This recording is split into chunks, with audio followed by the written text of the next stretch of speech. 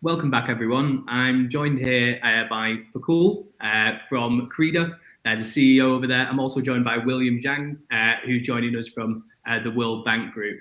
We've got a fantastic speech lined up for you today.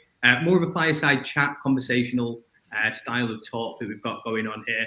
And there's a number of polls that are happening throughout the talk as well. So make sure that you get involved in those polls. Put your answers in there. They're really important for the interactivity of this talk as well. So, William, I guess we start with you. So, the World Bank recently released a report on the world's underbanked.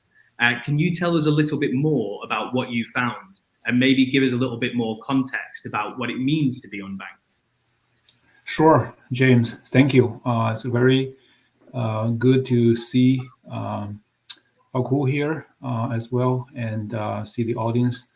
And I work at the World Bank, so financial inclusion is dear to my heart, to pretty much every World Bank employee's heart. We try to solve problem of people who do not have identities. We still have about 1 billion of those, and people who do not have bank accounts.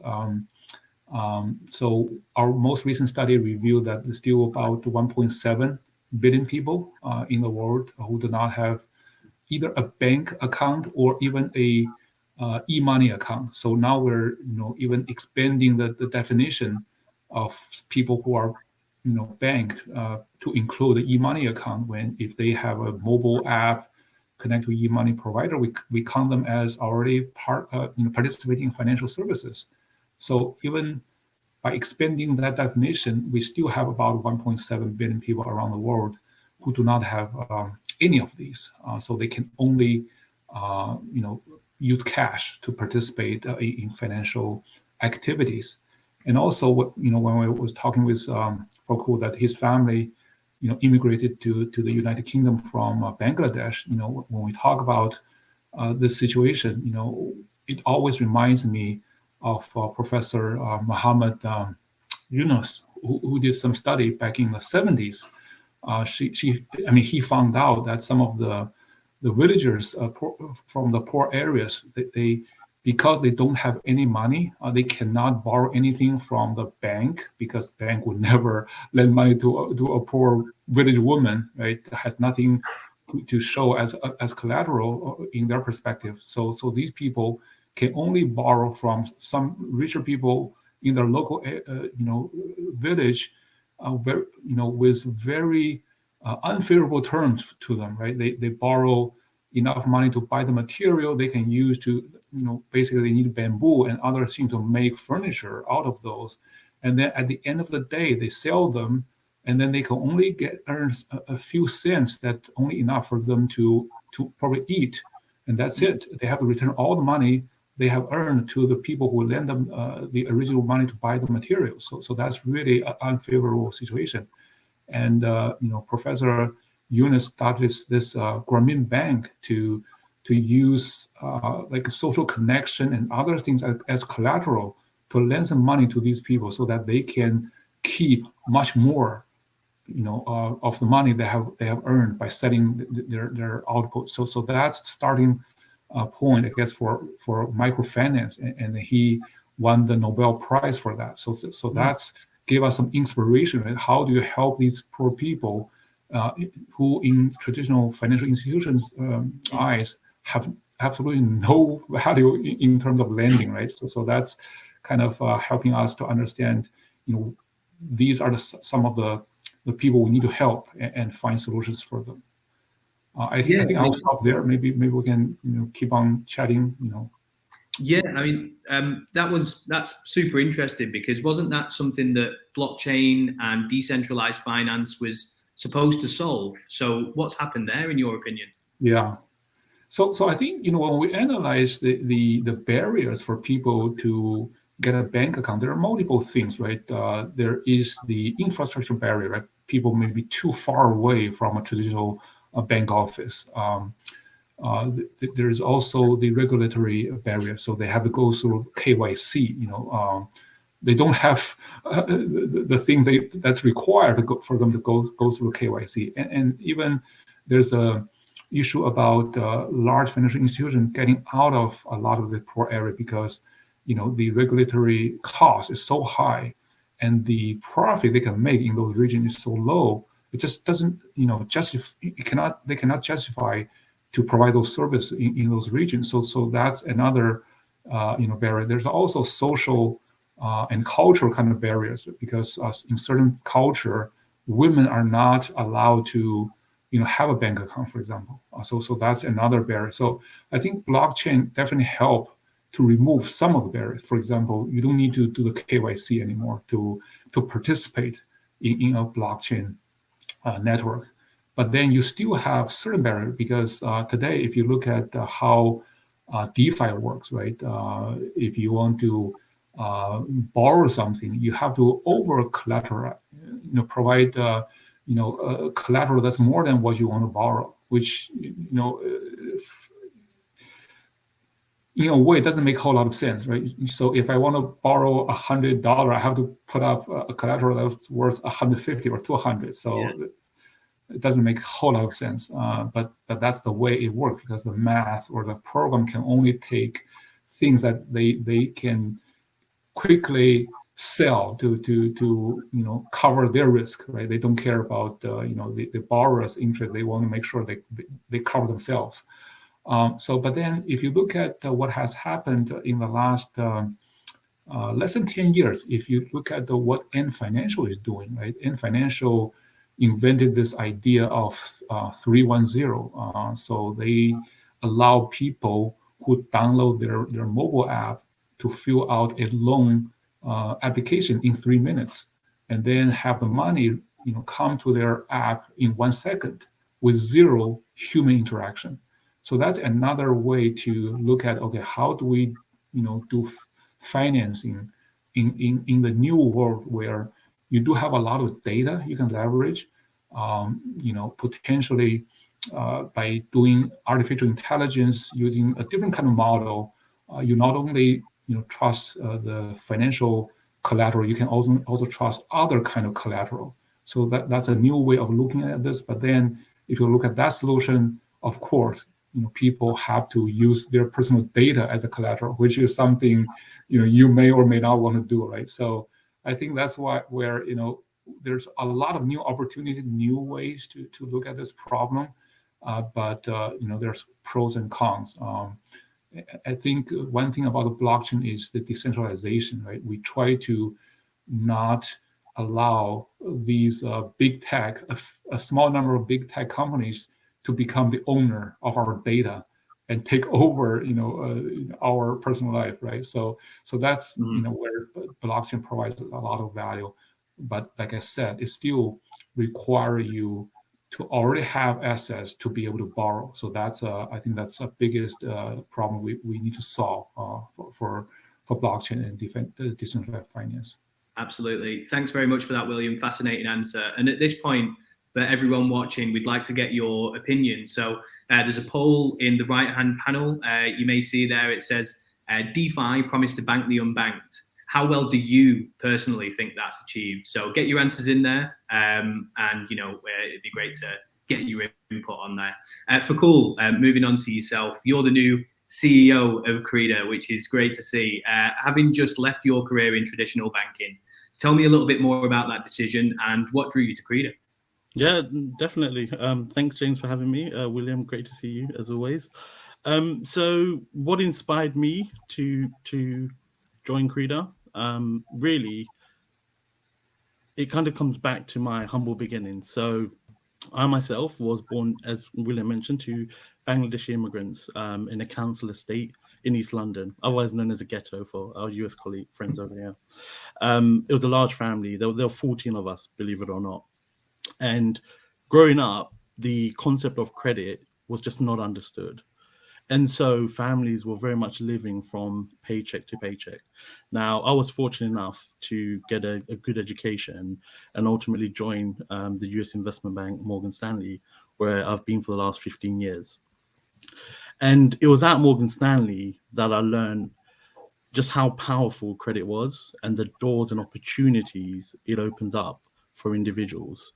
And that's really where I'd like to take all that experience that I've gathered over the years and really use that to help drive CreDA forward but more specifically, help all those underbanked and underserved around the world, which unfortunately, equates to the billions, sadly. Yeah, absolutely. And great to get that personal background. I know that everyone loves those personal stories, and I can tell already from the chat that that's definitely the case. So could you tell us a little bit more about CreDA, what it is, and what you're trying to achieve there? Yeah, no, absolutely. So CreDA, at its heart, what we're looking to do is to build a trust architecture that is very much going to underpin Web3 and the metaverse, if that's what you like to call it. And what we want to do is to effectively reward the good actors by giving them credit where credit is due. So, for example, someone with a high crypto credit score generated by CreDA will be able to go to a DeFi platform and access preferential rates or low or no collateralized loans. So, you're reducing that barrier to entry that William described so eloquently. But also, there's other implementations for our credit system across the metaverse. So if you think about it, take GameFi, for example. Someone with a strong credit score could go into a GameFi platform and have access to exclusive items or exclusive areas or discounts on certain goods. And that is interesting to the GameFi platform because they can target a very specific user base, the good actors, the ones that they want on their platform, the strong conversion leads. Another use case would be SocialFi. So throughout the event the last 2 days, people have spoke a lot about DAOs. And that's a great example. A challenge that a DAO has is how do you attract the right individuals to join your DAO? The good actors, not the bad. And really, what our technology does is it evaluates the user's activity and history on chain to determine if they're a good actor or a bad actor. So DAOs can use that to ensure that they're letting the right people join their communities and keeping away the bad people. One last example, which I think is quite relevant to Web3 and a lot of the startups that have joined the event, is you have the whole chicken and egg problem. You want to start a company in Web3, but you want to attract users. And how do you do that? Often or not, most companies will do what is known as airdrops. That's dropping tokens to individuals to attract them to their platform. The problem with that is because you don't know who anyone is, you have to drop them indiscriminately. And often what happens is you have malicious people that create bots that just go and hoover up all these different coins, and it doesn't really help anyone. Now, what the CreDA technology allows you to do is it will allow you to say, the platform say, hey, I want to target very specific users, people that I know are good on chain, and I want to airdrop to those, and they're the ones I want to attract. So they are inviting strong community members to help evolve their project. And again, it just rewards good actors, and ultimately I think that's what we all want to do in this metaverse space. Absolutely, I couldn't agree more with that. I mean, so how does CreDA work then? So you mentioned the crypto credit score. How does that work? Yeah, so we have 3 core technology components. We have the credit oracle, we have the credit NFT, or the CNFT as we like to call it, and then we have the digital identifier. Now, effectively, what we're trying to do is we're trying to build a score that looks at individuals' experiences in the space and really allows them to generate credit worthiness.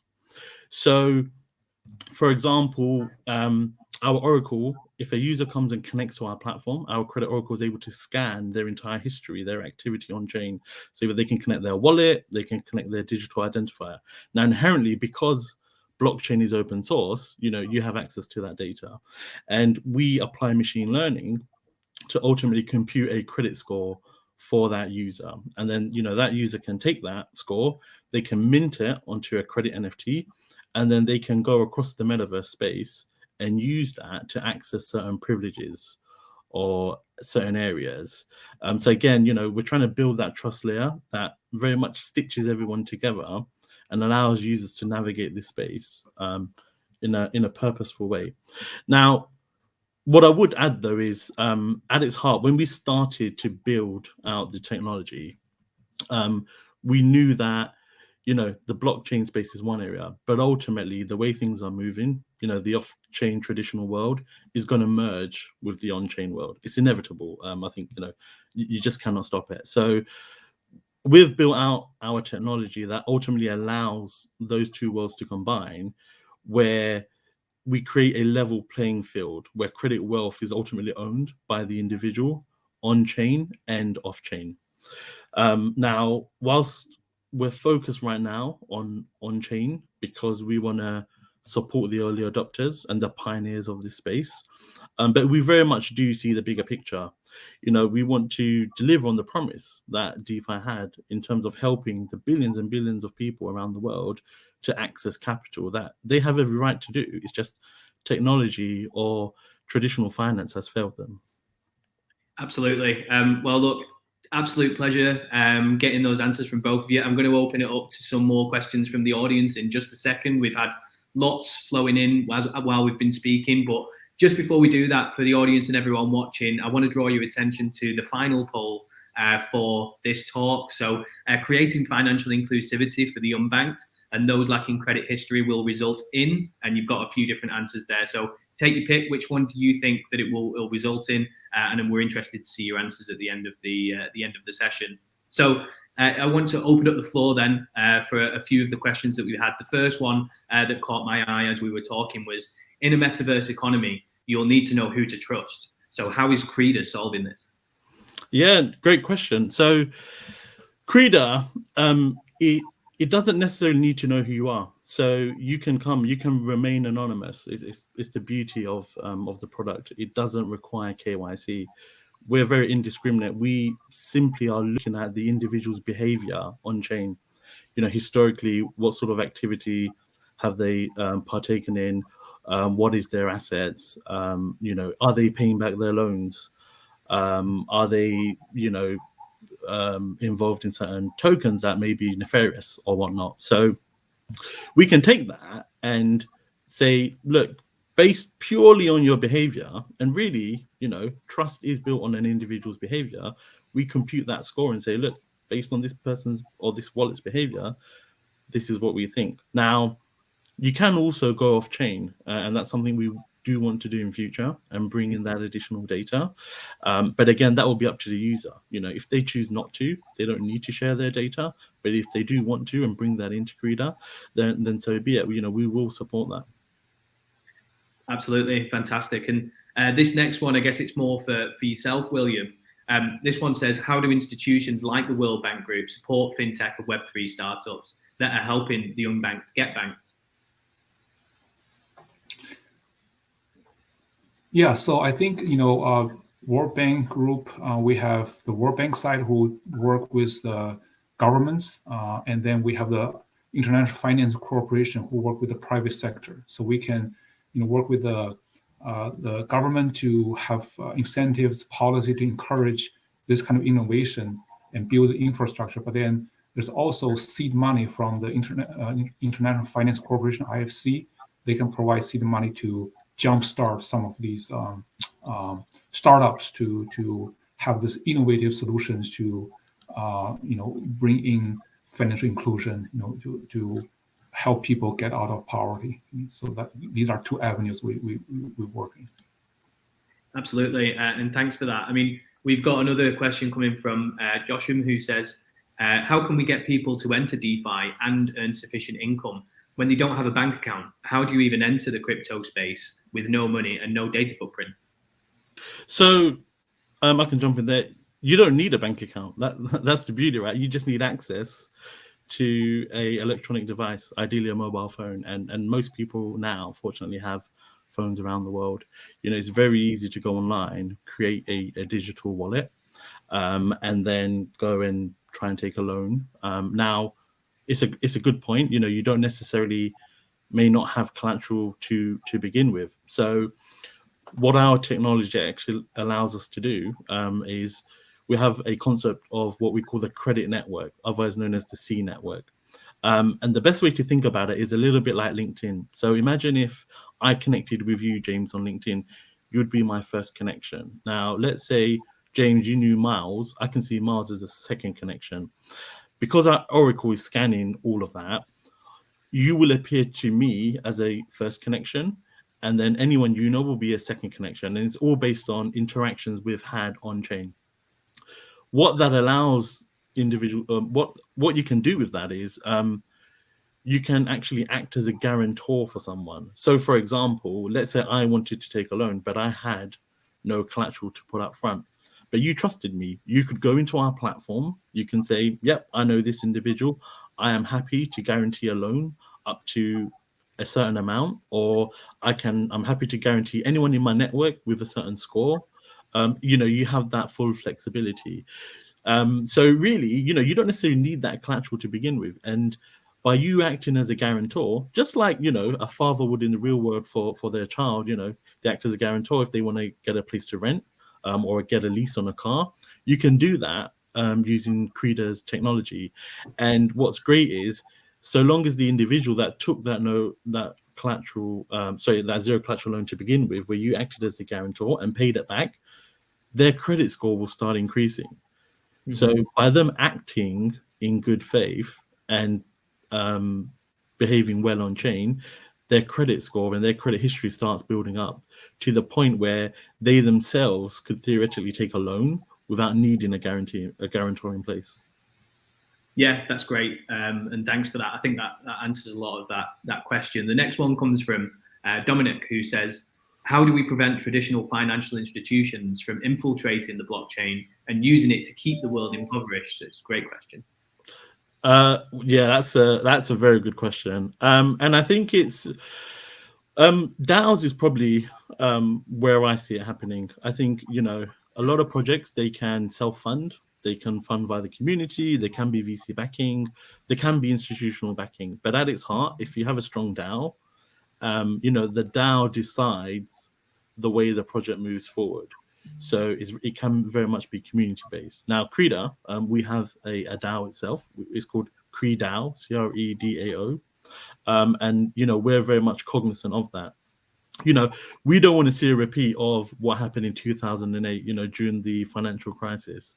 One of the root causes was there were banks offering loans or mortgages to anyone that just didn't have any credit rating, and then they were packaging them and selling them to other individuals. Now, really, the credit agencies knew about that, but they just didn't really get involved to the extent they should have. So they continue to rate these bad, very risky products as being credit worthy when they really shouldn't have been. Now, we kind of take that power away from them, because what we're saying is, look, our technology is completely indiscriminate. We purely look at activity of individuals, and we can actually look at businesses or other protocols on chain and how they're behaving, and we compute a score. And our model is tweaked and uses AI to evolve itself. As more people join, it becomes stronger and stronger. And really, our DAO will be there to help police it, to make sure that we're making the right decisions when we're partnering and consuming data, we're using it in the right way. So we're talking to a few other platforms, so social platforms that have already built out social networks, and we're finding opportunities where we can link with one another and share that social data to really grow everyone's connections across the metaverse, just as an example.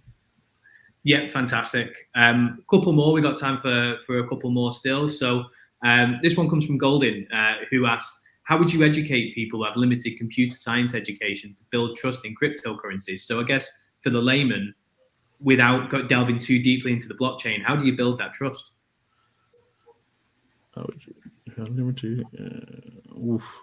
William, I may hand that question over to you as the technologist on the call. Yeah, so I think we have done something, for example, in the World Bank and IMF, International Monetary Fund. We created a little app called Learning Coin to give people the first-hand experience of how to receive tokens, earn tokens, and send tokens to others, and to educate them, how a digital token like cryptocurrency works and what's behind it. We even show them how the blockchain actually works, why we think this is a good technology to support next generation finance, so that they get a good handle on a basic understanding of the underlying technology, but also mostly, from an end user perspective, what are the things you need to worry about, right? Protection of your private key, understanding why that's critical, and also when you send tokens to others, how the other will receive it and how that's booked on the ledger, so that they can have a first-hand understanding of, okay, why can I trust blockchain technology when I do money transfers? So I think something like a mobile app like that would be really helpful for people to relate to their current experience with blockchain and cryptocurrencies. Absolutely, I completely agree with that, and it's a great point. We'll move on to the final question. We've got a couple of moments left. So Jamie asked, does CreDA consider social data of users and their peer networks? It does. A great question, and something we're very keen to explore and build out. And so we already do consume some social data, and that is very much because we're all moving towards the metaverse space. We're all going virtual, and one thing that's going to be key there is social data, social connections. So through our credit network and some of the partnerships we've already formed, we can consume social data. So the likes of someone's Facebook account, LinkedIn, it can be an on-chain platform. CyberConnect, as an example, they have approximately 400,000 users, and amongst them, it's over 2 million connections. We can consume all of that and say, okay, this will enhance our credit network and help build those different social connections. And the great thing is, because we ideally want to be a data company, an oracle, we want to be able to share that data across the blockchain, across not just one blockchain, but all the different blockchains that are building on the metaverse. Because ultimately, it will only work if everyone's in it together. And that's where, from a technology perspective, you need interoperability, where certain protocols or functions or individuals are able to take their data, or the credit NFT as an example, and use it across different platforms. And social, we think, is going to be at the heart of that. Yeah, absolutely. Well, thanks very much for your time today. That was fantastic. I really enjoyed it. Great conversation. I know the audience loved it as well, from the interactivity that was happening throughout it. So that's great to see. Love the work that's happening at CreDA, and of course, thanks to both of you for getting involved in this today. Guys, go and check out CreDA, check out the World Bank Group, both of them doing some absolutely fantastic work. Also, check out our sponsors, the booths. There's a lot of interactivity going on there. Go in, pop in, say hello to everyone. We'll also have a networking session happening once everything's done at the end of the day. So we still got around an hour or so of talks left. After that, we'll all be in there having a networking session. So make sure you come in there and say hi. Thanks again, Fakhul, William, for your time. And it's been a pleasure, and we'll speak soon. Cool. Thanks, James. Thank you very much. Thank you, James. We're hosting an AMA session in the lounge. So if anyone has further questions, feel free to join. Happy to connect. Absolutely. Yeah, make sure you check that out. Thanks very much. Cool. Thanks, James. Thanks, William. Thanks, Thank everyone. you.